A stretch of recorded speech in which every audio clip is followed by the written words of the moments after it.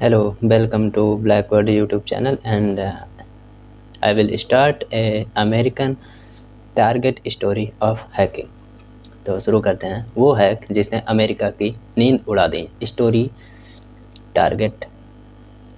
Target 2013 में ये attack हुआ था।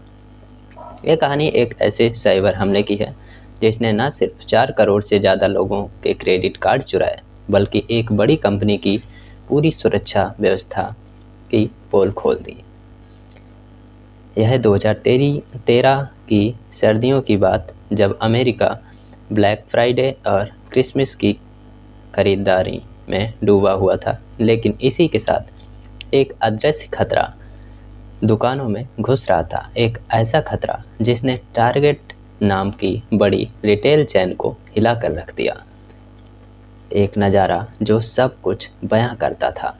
अमेरिका के मिनेसोटा शहर में टारगेट कंपनी का मुख्यालय था। यहाँ पर बड़ा सा कमरा था जिसने सिक्योरिटी ऑपरेशन सेंटर कहा जाता था।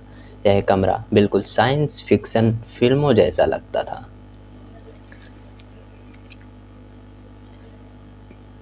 दीवारों पे बड़ी बड़ी स्क्रीन पर देश भर के टारगेट स्टोर्स से आने वाले डेटा, ट्रांजैक्शन और सिक्योरिटी अलर्ट चमकते रहते थे। कंप्यूटर के सामने बैठे एनालिस्ट की निगाहें इन स्क्रीन पर टिकी रहती थी ताकि कोई भी अजीब हरकत होती हो उसे रोका जा सके। लेकिन 2013 के नवंबर महीने में इस बहुत सी स्क्रीन्स में एक कुछ अजीब होने लगा। एक सॉफ्टवेयर जिससे मालवेयर डिटेक्शन सिस्टम कहा जाता है, उसने लगातार अलर्ट देना शुरू कर दिया। यह अलर्ट बताता था कि कंपनी के कंप्यूटर सिस्टम में एक खतरनाक कोड यानी मालवेयर पाया गया है। पहले तो सिक्योरिटी टीम के लोगों ने इसे गंभीरता से नहीं लिया। उन्होंने सोचा यह तो रोज़ ही कुछ ना कुछ अलर्ट आते रहते हैं, शायद यह भी कोई छोटी मोटी चीज़ होगी। उन्होंने एक रिपोर्ट बनाई, उसे ऊपर वालों के पास भेजा, लेकिन उस रिपोर्ट पर किसी ने कोई खास कार्रवाई नहीं की। एक छोटी सी गलती आगे चलकर एक बहुत से बड़े तूफान का कारण बनी। इस पूरे हमले के पीछे एक अंतर्राष्ट्रीय साइबर क्राइम गिरोह था। एक साइबर क्राइम जो इंटरनेशनल हैकिंग करता है, जिसके सदस्य रूस और यूक्रेन जैसे देशों में बैठे थे। इन हमलावरों की पहचान आसान नहीं थी। ये लोग डार्क वेब नाम की दुनिया में छिपे रहते थे। डार्क वेब इंटरनेट का वो हिस्सा जो आम लोगों की नज़रों से बहुत दूर है और जहां गैर कानूनी काम होते हैं।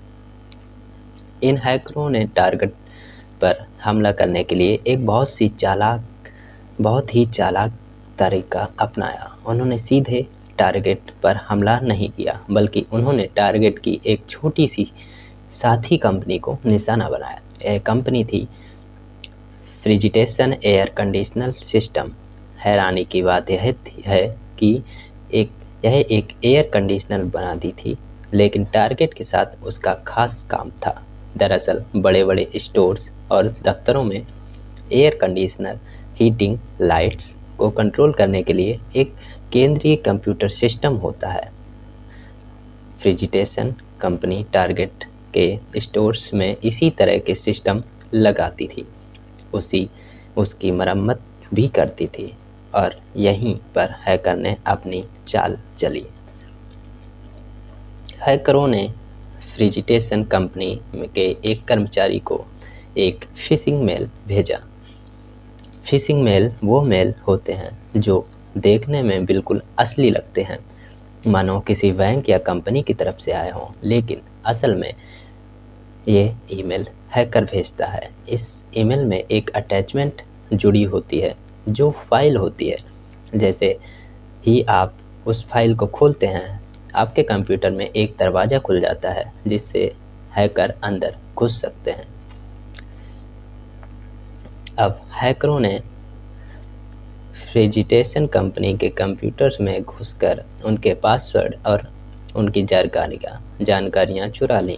फिर इन्होंने देखा इस कंपनी के पास टारगेट कंपनी के कंप्यूटर सिस्टम में लॉगिन करने की अनुमति है। ऐसा इसलिए था ताकि फ्रिजिटेशन के इंजीनियर दूर बैठे ही टारगेट के स्टोर्स के एयर कंडीशनर ठीक कर सके। हैकर ने यही रास्ता पकड़ा। उन्होंने फ्रिजिटेशन कंपनी के लॉगिन आईडी पासवर्ड इस्तेमाल करके खुद को टारगेट के कस्टमर कंप्यूटर सिस्टम में घुसा लिया। यह ठीक वैसे ही था जैसा कोई चोर किसी मकान मालिक के नौकर की चाबी चुराकर उसके घर में घुस जाए। एक बार टारगेट के मुख्य कंप्यूटर नेटवर्क के अंदर आने के बाद हैकर ने अपनी असली काम शुरू कर दिया। उनका लक्ष्य था पॉइंट ऑफ सेल सिस्टम, यानी कैश रजिस्टर, कार्ड स्वाइप मशीनों, जहां ग्राहक अपने क्रेडिट या डेबिट कार्ड से पेमेंट करते हैं। टारगेट के हर स्टोर में से ये मशीनें एक केंद्रीय सर्वर से जुड़ी होती हैं जो सारे ट्रांजैक्शन को डेटा इकट्ठा करता था। हैकरों ने इस सर्वर का खास किस्म का मालवेयर इंस्टॉल किया। इस मालवेयर का नाम ब्लैक पॉज। यह मालवेयर इतना खतरनाक था कि सिक्योरिटी एक्सपर्ट इसे मेमोरी स्क्रैपिंग मालवेयर कहते हैं। इसकी कार्यप्रणाली समझना जरूरी है। जब आप टारगेट स्टोर में जाकर अपना कार्ड स्वाइप करते हैं तो उस पल आपके कार्ड की सारी जानकारी, कार्ड नंबर, एक्सपायरी डेट, आपका नाम, कैश रजिस्टर के कंप्यूटर की मेमोरी में कुछ सेकंड के लिए स्टोर हो जाता है। फिर वह जानकारी इनक्रिप्ट होकर एक कोड में बदलकर बैंक के पास जाती है। ब्लैक पॉज मालवेयर का काम था उसी पल में जब कार्ड की मेमोरी जानकारी मेमोरी में सादे टेस्ट में होती है, उसे चुरा लेना।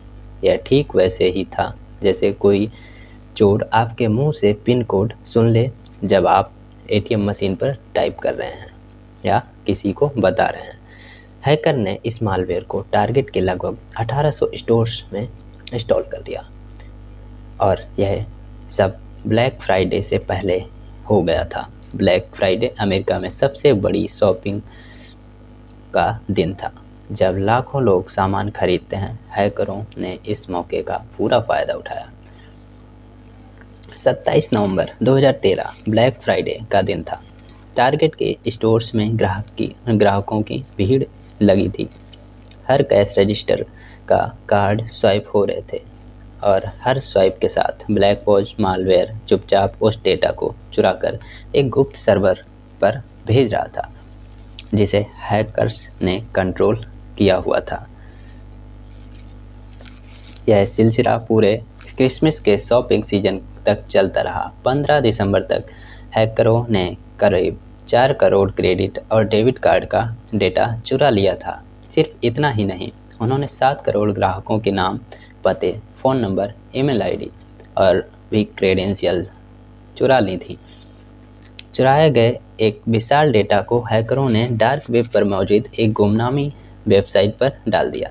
डार्क वेब एक ऐसी जगह है जहां पहचान छुपाकर सामान बेचा और खरीदा जाता है। हैकरों ने इस डेटा को अन्य अपराधियों के साथ बांटना शुरू किया। इस डेटा का इस्तेमाल नकली क्रेडिट कार्ड बनाने, ऑनलाइन फ्रॉड करने और पैसे चुराने के लिए होने लगा। 13 दिसंबर 2013 को अमेरिका की एक प्रमुख cyber security blog, crane on security को एक गुप्त सूचना मिली। सूत्र ने बताया कि टारगेट से चुराए गए लाखों क्रेडिट कार्ड्स को डेटा डार्क वेब पर बिक रहा है। ब्लॉग के मालिक ब्रायन क्रेव्स ने तुरंत इसकी पड़ताल शुरू की। उन्होंने देखा कि यह डाटा वाकई में टारगेट के ग्राहकों का है। 15 दिसंबर ब्रायन क्रेन्स ने अपने ब्लॉग पर एक बम की तरह खबर छापी। टारगेट में मासिक डेटा ब्रीच, 40 मिलियन कार्ड्स प्रभावित। यह खबर आग की तरह फैल गई। अखबारों, टीवी चैनलों को, सोशल मीडिया, हर जगह यह चर्चा थी। लोग घबरा गए। हर उस व्यक्ति के मन में डर समा गया जिसने पिछले 1 महीने में टारगेट से खरीदारी की थी। इसके बाद की टारगेट कंपनी ने आधिकारिक तौर पर इस हमले की पुष्टि की, लेकिन तब तक बहुत देर हो चुकी थी। कंपनी की छवि धूमिल हो गई थी। लोग सोच रहे थे, अगर टारगेट जैसी बड़ी कंपनियां हमारी जानकारी की सुरक्षा नहीं रख सकती तो कौन रख सकता है। इस बड़े हमले की जांच FBI, अमेरिकन जस्टिस डिपार्टमेंट ने शुरू की। जांचकर्ताओं ने पाया कि हमला एक अंतर्राष्ट्रीय गिरोह ने किया। 2015 में अमेरिकी अदालत ने इस मामले में एक रूसी नागरिक रोमन ब्लेरेविच सेलेत्सेव और एक यूक्रेनी नागरिक अंद्रे होंद्रेरेको के खिलाफ आरोप पत्र दाखिल किया। इन पर आरोप लगाया कि उन्होंने चुराए हुए क्रेडिट कार्ड को बेचने के लिए वेबसाइट बनाई थी। इसके अलावा यूक्रेनी हैकर सर्गेई सेंदज को गिरफ्तार किया गया। माना जाता है कि ब्लैक फॉज मालवेयर बनाने वालों में से एक यह भी था। सेंदज को 2018 में 14 साल की जेल की सज़ा सुनाई गई। लेकिन हैरानी की बात यह थी कि वो मुख्य हैकर जिन्होंने सबसे पहले फ्रिजिटेशन कंपनी पर हमला किया था और टारगेट सिस्टम में घुसे थे, वो आज तक नहीं पकड़े गए हैं। उनकी पहचान एक रहस्य बनी हुई है। कहा जाता है कि वे रूस में रहते हैं और जहां से अमेरिका उन्हें आसानी से नहीं पकड़ सकता। इस हमले ने टारगेट कंपनी के आर्थिक प्रतिष्ठा और दोनों तरह से बहुत नुकसान पहुंचाया। आर्थिक नुकसान में कंपनियों को 29 करोड़ 20 लाख डॉलर करीब 2100 करोड़ रुपए का सीधा नुकसान, इसमें मुकदमे की फीस, ग्राहकों का मुआवजा, नई सुरक्षा व्यवस्था लगाना और सरकारी जुर्माना शामिल था। हैकिंग के बाद महीनों में टारगेट के स्टोर्स में ग्राहकों की संख्या कम हो गई। लोग डर के मारे वहां खरीदारी करने जाने से कतराने लगे। इससे कंपनियों की बिक्री पर बुरा असर पड़ा। कंपनी के शेयर की कीमत गिर गई और निवेशकों का भरोसा डगमगाने लगा।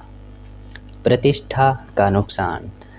टारगेट का नाम एक सुरक्षित कंपनी से बदलकर एक लापरवाह कंपनी हो गया।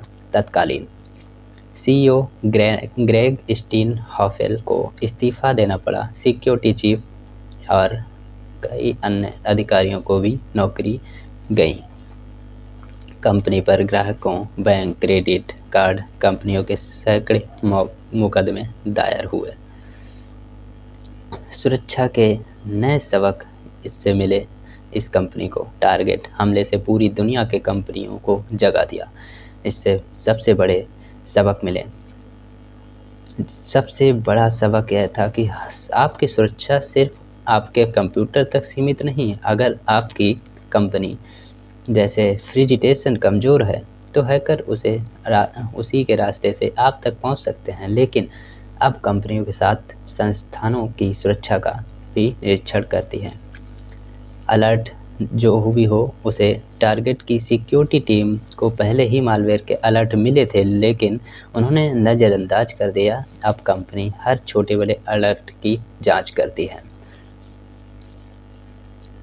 टारगेट हैक एक सिर्फ कंपनी की कहानी है, यह हम सब के लिए चेतावनी की कहानी है। यह बताती है कि आज के डिजिटल दौर हमारी निजी जानकारी कितनी नाजुक हो गई है। एक हैकर हज़ारों किलोमीटर दूर बैठकर बिना हथियार के सिर्फ एक कंप्यूटर इंटरनेट के जरिए अरबों का नुकसान कर सकता है। यह कहानी हमें यह भी सिखाती है कि सुरक्षा कभी भी सेट एंड फॉरगेट लगाकर भूल जाने वाली चीज़ नहीं हो सकती है। इसे लगातार मजबूत करते रहना पड़ता है, हमेशा अपडेट रहना पड़ता है। हैकर हमेशा इस नए तरीके ईजाद करते हैं और हमें हमेशा सजग रहना पड़ता है। अगली बार आप किसी दुकान में अपना कार्ड स्वाइप करें, ऑनलाइन सामान खरीदें, तो एक पल के लिए टारगेट की कहानी को याद कर लें। यह याद दिलाएगी कि आपकी निजी जानकारी एक कीमती खजाना है।